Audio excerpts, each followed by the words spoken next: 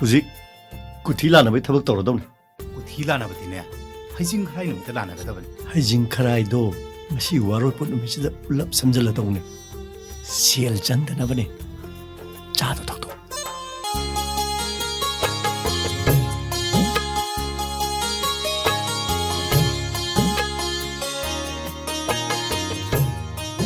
Se phi hongdokpiro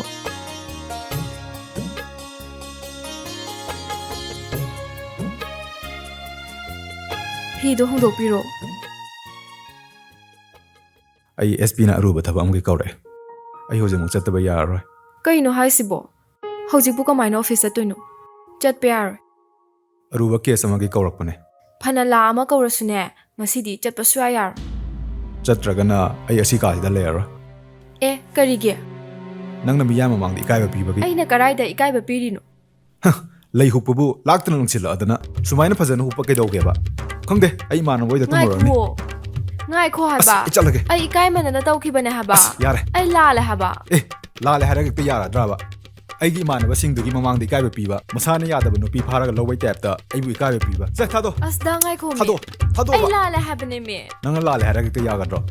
as ai lale haba fare dote nana payo pamule bu mangaro to asda hey daga yaro pam tongne sa tongne pamo amma asda hey daga yaro da to thun to ani ai nu sita no pagi to ne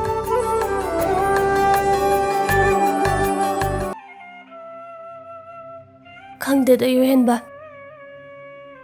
khoi lebak legi marai bak thiraba wari silibada thamoi se yamna soida magi khara kauthokluraba awaba wakhando nahan ahanba nahakpu uruba mikupdagi amuka hena khanjin khraba male handakti mahak yam toina tumin sukapi magi nupada nanga yamna mane oh adu itema magi thaba ingkhang di karimte hona bidraba kem to yadreda kairakta ikhoigi orphan home amale aduda hek chattuna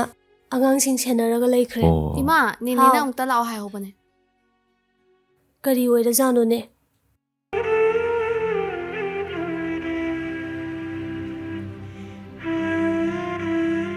ibima kaidoragi ibima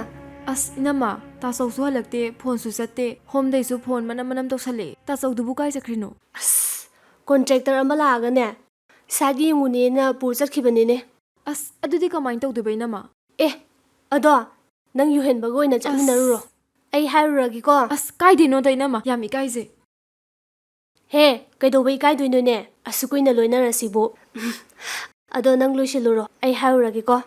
as inama ai taleba Kaidobagi tandoino tangai fadradi mateng pangnadaba yadabane ado RK ne yambung haina ko nang loisilu ai haurage as nahak ki nungai taba wari dodi teimana pungna makli duna tare yam nungai te thamo yam na soe ado lemhori ba punsi se sumaina lelage khalabra aigi laibakta tamlambane khanna lenba tare yambu aduk nauri binangna tunggi poram yengdana adumna firab lobudi langaning khale ai nangi nateng yamna pangninge kari akai bele aigi tangai phadaba leira kanda hajaraki chana bator se yambu thank you